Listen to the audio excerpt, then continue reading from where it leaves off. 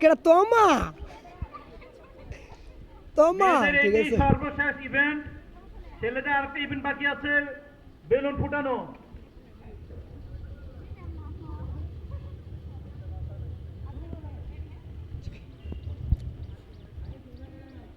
ওকে, ছেড়ে দাও, ছেড়ে দাও। ওকে ওকে তোমা ইয়েস আরে আরে আরে আরে আরে তোমা তোমা ইয়েস কাম কাম তোমা কাম ইয়েস তোমা কাম হিয়ার তোমা কাম কাম ওকে ওকে ওকে